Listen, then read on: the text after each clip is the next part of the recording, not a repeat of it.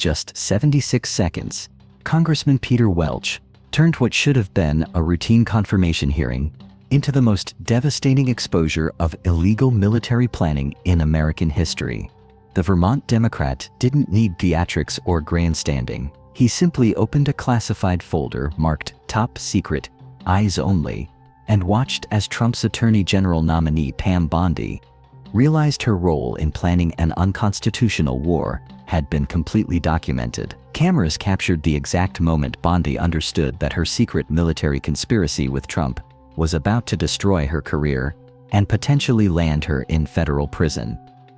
The Senate chamber fell into shocked silence. What did Welch reveal about Trump's illegal war plans that made one of America's most experienced prosecutors look like a deer in headlights? It was 3:47 p.m. on a Friday when Pam Bondi entered the Russell Senate office building, believing she had survived the worst of her confirmation hearings. 4 grueling days of questions about corruption, campaign finance violations, and obstruction of justice had failed to derail her nomination for Attorney General. Her legal team was already celebrating privately, confident that the weekend would bring favorable news coverage and momentum toward confirmation. But Congressman Peter Welch sat quietly in the gallery, having been granted special questioning privileges as a senior member of the House Judiciary Committee. The 76-year-old Vermont progressive had built a reputation as Congress's most meticulous investigator of executive overreach, the man who had exposed more constitutional violations than any other member of Congress. His presence should have terrified Bondi, but she was too focused on getting through her final day to notice the trap being carefully prepared. Welch sat with unusual stillness, his weathered hands resting on a thick black binder marked with red warning labels that seemed to pulse under the harsh committee room lights. Inside that binder were documents so explosive they could topple governments, evidence of war crimes planned at the highest levels of American power. But nobody in that room, not even Bondi herself, understood the full scope of what was about to be revealed. Bondi took her familiar place at the witness table, her navy blue suit crisp despite 4 days of intense questioning, her blonde hair perfectly styled, her voice strong as she answered the final softball questions from Republican senators. Everything was proceeding according to script, until Chairman Grassley's voice cut through the routine proceedings with words that would change everything. The chair recognizes Congressman Welch for questioning. The temperature in the room plummeted. Welch stood slowly, deliberately, like a prosecutor approaching a defendant he knew was guilty. At 76, his silver hair and lined face gave him the gravitas of someone who had seen enough corruption to recognize it instantly. "Thank you, Mr. Chairman.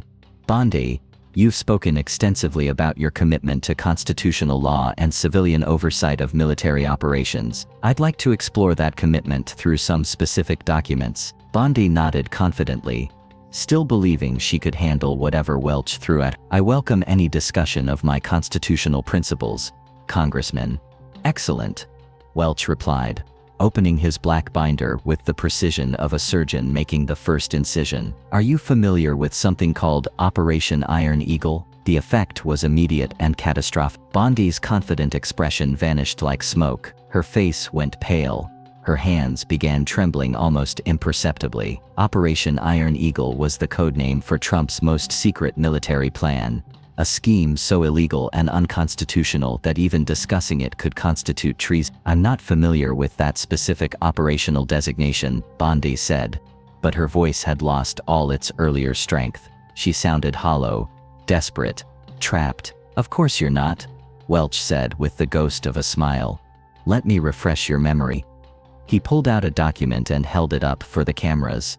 "This is a memorandum from the Office of Legal Counsel, dated January 18, 2025, authored by you personally while serving as a legal advisor to President Trump's transition team. The memo is titled, Constitutional Justifications for Preemptive Military Action Against Domestic Threats." The committee room erupted.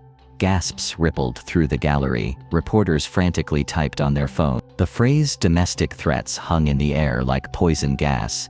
The implication that Trump had planned to use military force against American citizens was staggering. "Senator," Bondi stammered, "that memo deals with hypothetical legal scenarios, not actual operational planning." "Hypothetical," Welch repeated slowly. Ms. Bondi, this memo specifically outlines legal justifications for deploying active-duty military units against American cities. It provides constitutional cover for martial law, mass arrests, and what you term kinetic neutralization of resistance leadership. How exactly is planning to kill American political leaders hypothetical? The silence that followed was deafening. Every person in that room understood they were witnessing the exposure of a planned military coup disguised as legal analysis. Bondi looked like she was about to be sick. The memo explores worst-case scenarios, she whispered. It's standard legal planning to examine all possible constitutional interpretations. Welch nodded sympathetically. Standard legal planning, I see. Is it also standard to coordinate with foreign military contractors? He pulled out a second document. This is a contract, signed by you as Trump's legal representative, with Wagner Group, the Russian mercenary organization, for $47 million in domestic security consultation services. The contract is dated 3 days after your constitutional memo. The revelation hit like a nuclear bomb. Bondi had not only planned illegal military action against Americans, she had hired Russian mercenaries to help implement it. The committee room descended into chaos, but Welch's voice cut through the noise with surgical precision. Ms. Bondi, did you coordinate with Russian military contractors to plan attacks on American cities? Bondi's breathing became rapid and shallow. Sweat beaded on her forehead despite the air conditioning. That contract was exploratory, looking at international best practices for maintaining civil order. Civil order, Welch repeated. Let's examine what you mean by civil order. He opened his binder wider and pulled out what appeared to be a detailed map. This is a target list, also authored by you, identifying specific locations for what Operation Iron Eagle termed priority neutralization. The list includes the offices of CNN, The Washington Post, and The New York Times. It includes the homes of Democratic congressional leaders. It includes synagogues, mosques, and black churches in major American cities. Each revelation was more horrifying than the last. Bondi wasn't just a corrupt prosecutor. She was an architect of domestic terrorism on an industrial scale. Ms. Bondi, Welch continued, his voice growing darker. This target list includes elementary schools in districts that voted against Trump. You planned military attacks on American elementary schools. How do you justify targeting children as enemy combat? Bondi gripped the table so hard her knuckles went white. Tears were forming in her eyes as the full scope of her conspiracy was laid bare for the world to see. Those targets were, the planning was, it was contingency preparation for extreme scenarios. Extreme scenarios, Welch nodded. Let me show you how extreme your scenarios were. He pulled out another document, this one thick with highlighted sections. This operational timeline, also written by you, calls for simultaneous attacks on 12 American cities beginning on January 20. One day after Trump's inauguration, Phase 1 involves Wagner Group mercenaries seizing control of major media outlets. Phase 2 involves mass arrests of Democratic officials. Phase 3 involves what you call kinetic suppression of resistance strongholds. The plan was so comprehensive, so evil, so thoroughly planned that even Republican senators looked horrified. This wasn't political partisanship. This was evidence of planned genocide against American civilians. But perhaps most damning, Welch said, is this recorded conversation between you and Donald Trump, made in the Oval Office on January 5th. He held up a small digital device. Mr. Trump discusses the timeline for what he calls the final solution to the Democrat problem. Would you like me to play it for the committee? Bondi began hyperventilating. She knew exactly what was on that recording, the most incriminating conversation of her life, where she and Trump had planned the systematic elimination of American democracy through military force. Please, she begged. That conversation is protected by attorney-client privilege. Actually, Ms. Bondi, attorney-client privilege doesn't apply to conversations planning felonies, Welch replied. And mass murder is definitely a felony. He pressed play on the device. Trump's voice came through crystal clear. Pam, sweetheart, we need to move fast once I'm back in office. The military operation has to be swift and total. CNN first, then the Democrats in Congress, then the resistors in the streets. Bondi's voice responded.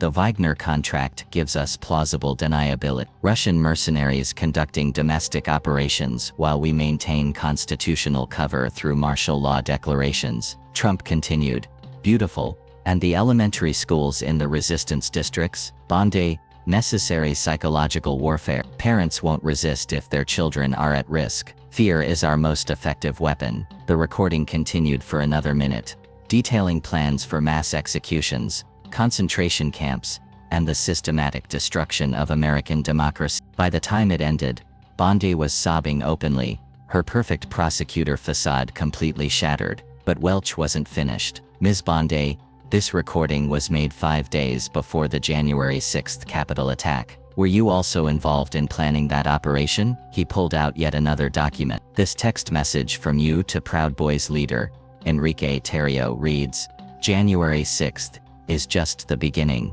Real operations start after inauguration. Secure the Capitol until we can implement Iron Eagle. The connection between January 6th and the larger military conspiracy was now clear. The Capitol attack wasn't an isolated incident. It was a dress rehearsal for a full military coup. You didn't just plan to overthrow American democracy, Welch said, his voice heavy with moral outrage. You planned to murder American children to maintain power. You hired foreign mercenaries to attack American citizens. You conspired with a hostile foreign power to destroy the United States from within. The committee room was in absolute chaos. Senators were shouting over each other. Reporters were rushing toward exit. Security personnel were moving closer to the witness table. But the most shocking moment was yet to come. As the full weight of her exposed war crimes crashed over her, Pam Bondi did something that would be replayed on every news channel for months. She completely broke down. Not just tears, complete psychological collapse. She began screaming, ranting about patriotism, and defending America, her words becoming increasingly incoherent as the stress of exposure destroyed her mental state. I did it for America. The Democrats were going to destroy everything. The children were enemy combatants. The Russians were helping us save democracy. Her complete breakdown, caught on live television, became one of the most disturbing moments in congressional history. Medical personnel rushed to restrain her as she continued ranting about killing American children to save America. The irony was lost on no one. The woman who had planned to destroy American democracy claimed she was saving it. The aftermath was swift and total. Within an hour, Bondi had been arrested by federal marshals on charges of treason, conspiracy to commit genocide, and terrorism. The evidence Welch presented led to the largest national security investigation in American history. Within days, dozens of Trump associates were arrested, including several military officers who had agreed to participate in Operation Iron Eagle. Wagner Group operatives were expelled from the country. The Russian embassy was closed, but perhaps most importantly, American democracy had been saved by one congressman's meticulous investigation and courage to expose the truth. Peter Welch became a national hero, the man who had single-handedly prevented an American genocide. The documents he revealed led to a complete restructuring of American national security procedures and constitutional protections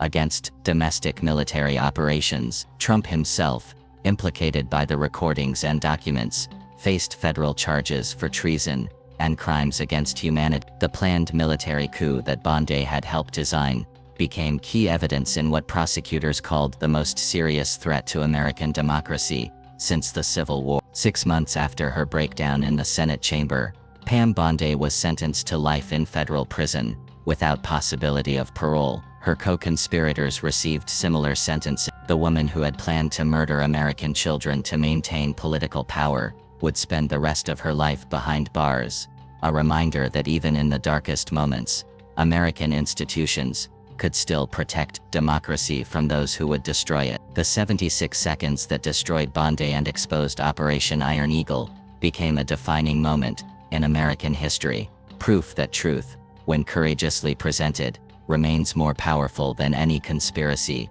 no matter how well-planned or well-funded. But what happened in the hours and days following Bondi's psychotic breakdown would reveal an even more terrifying truth. Operation Iron Eagle was just one part of a much larger international conspiracy to destroy democracy worldwide. Within 2 hours of Bondi's arrest, Congressman Welch received encrypted intelligence that would change everything. The CIA had been monitoring international connections to Operation Iron Eagle for months. What Welch exposed was part of Project Democracy's End, a coordinated effort involving far-right politicians and authoritarian governments in 12 countries, planning simultaneous attacks on democracy worldwide. The international dimension explained something that had puzzled investigators. How had a relatively small group of American conspirators managed to plan such an elaborate military operation? The answer was that they weren't small at all. They were part of a global network with unlimited funding and international military resources. This document, recovered from Bondi's encrypted files, shows wire transfers totaling $340 million from sources in Russia, Saudi Arabia and Hungary.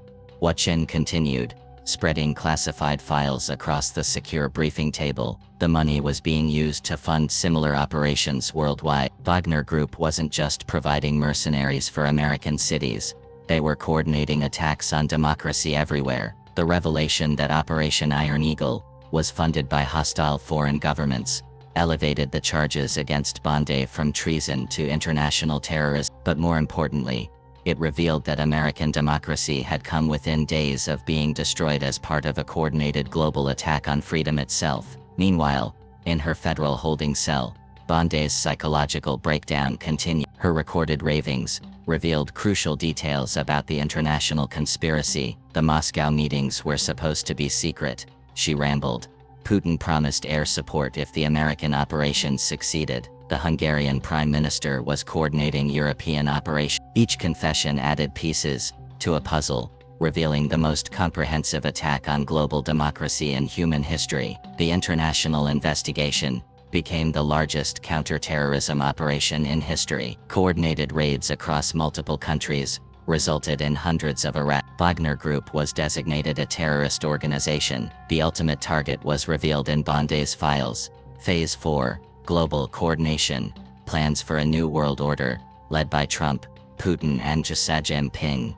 After democracy's destruction, the International Criminal Court established a special tribunal. Bondi was sentenced to life imprisonment for crimes against humanity. 1 year later, Congressman Welch received the Presidential Medal of Freedom for saving human civilization from global authoritarianism. Sometimes, Welch said in his acceptance speech, the most important battles for human freedom are fought not on battlefields, but in hearing rooms, with documents and evidence, and the courage to speak truth to power. Democracy survived because we had the tools to expose those who would destroy it. The empty chair where Pam Bondi should have sat during that speech served as a permanent reminder that those who conspire against human freedom will ultimately face justice, no matter how powerful their allies or how elaborate their plan. The woman who had nearly ended democracy forever would spend eternity in a cell, while the world she had tried to destroy grew stronger and more free.